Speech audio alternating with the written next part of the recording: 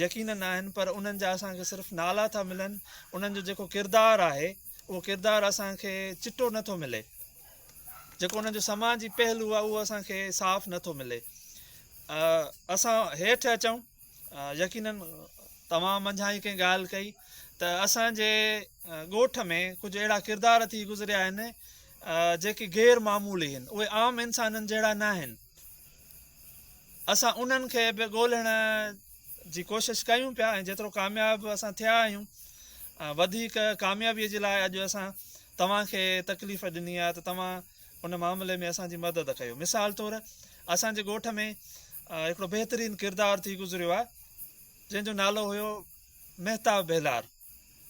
उन जे बारे में सिंधी अदब जा, अंग्रेज़ी अदब जा, उर्दू अदब जा जेके तारीख़ी किताब आहिनि उहे चुप आहिनि।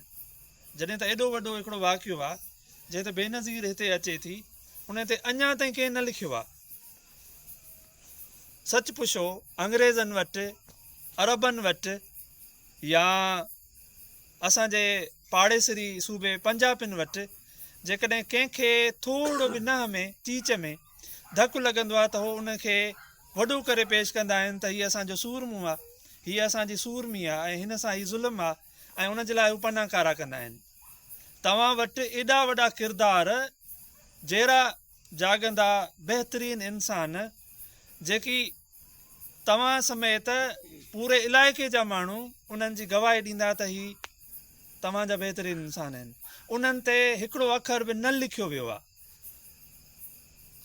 उहा जेका खोट आहे, असां उन खोट खे पूरे करण जी मुमकिन कोशिशि कयूं पिया, जंहिंमें चाचो भगन आहे, जंहिंमें डॉक्टर मिल्लत आहे, जंहिंमें वॾेरो शफ़ी आहे। वॾेरे शफ़ीअ जी हिकिड़ी ॻाल्हि मूंखे वेझर में ख़बर पई 2-3 ॾींहं पहिरियां, त हुन स्कूल क़ाइमु करण जे लाइ पंहिंजी औताक ॾेई छॾी, जेसीं ताईं आउं पंहिंजी ज़मीन ॾियां। वॾेरे जो चवणो जेसीं ताईं पंहिंजी ज़मीन ॾियां तेसीं ताईं तव्हां मुंहिंजी औताक में ॿार पढ़ायो। पोइ पंहिंजी हुन ज़मीन ॾिनी, उते स्कूल क़ाइमु थियो। मौजूदा ॻोठु गुलाम जाफ़र खाकीअ में जेको स्कूल आहे, इहो ॻोठु वॾा बेलार जो हुयो। कंहिं बि ज़मीन न ॾिनी ऐं उहो मजबूर थी करे सरकार बेलारनि जे वेझो खाकियुनि खे सम्झंदे उते क़ाइमु कयो त पोइ बेलारनि जा ॿार ओॾां पढ़ंदा। सो अहिड़े तरीक़े सां जीअं अलहदाद बेलार आहे, उनजो मौसीक़ीअ में वॾो किरदारु आहे। अहिड़ा खोड़ किरदार जेकी असां तव्हां खां अॼु पुछंदासूं, जिन ते कमु कजे।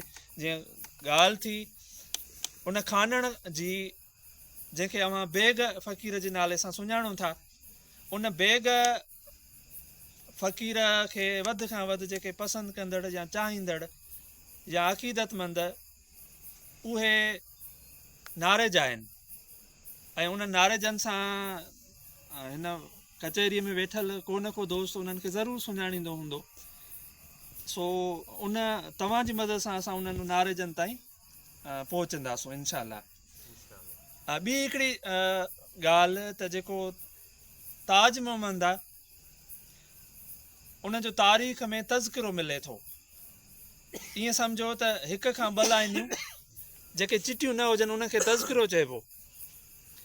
उहो ताज मोहम्मद मुख़्तलिफ़ नालनि सां आहे। मिसाल तौरु हिकिड़नि उनखे लिखियो आहे मियां ताजू, ॿियनि उन्हनि खे लिखियो आहे मियां ताजो, ॿियनि उन्हनि खे लिखियो आहे ताज मोहम्मद बेलार, ॿियनि उन्हनि खे लिखियो आहे फ़क़ीर ताज मोहम्मद बेलार।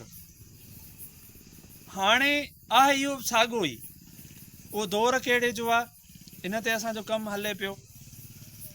जीअं हिकिड़ा इंढड़ सखर में संदन रहाइश आहे, एजुकेशन सां, तालीम सां उहे जुड़ियल आहिनि। उन्हनि हिकिड़ो किताबु शाया कयो आहे। उन्हनि किताबनि में जेको वधि खां वधि ज़िक्र आहे उहो इंढड़नि जो आहे, उन्हनि जी तारीफ़ आहे। पोइ उन में असां ऐं तव्हांजे ॾाॾे खे, जंहिंजो असां मेलो बि शुरू कयो आहे, उन ॾाॾे खे हुननि पंहिंजे वॾे पीर, पंहिंजे वॾे ख़ानदान जे बुज़ुर्ग जो मुरीद करे पेश कयो आहे। ऐं उनजो जेको वाल साहब आहे, जेको ॾाॾे ताज मोहम्मद जो वालिद आहे, उहो वरी बाइद क़ब्रिस्तान जेको पने अकल में आहे, उन में पंहिंजे मुर्शिद खिज़र हयात सां गॾु साॼे पासे खां उनजी क़बर आहे ऐं खाॿे पासे खां को चाचड़ मुरीद आहे उनजी क़बर आहे।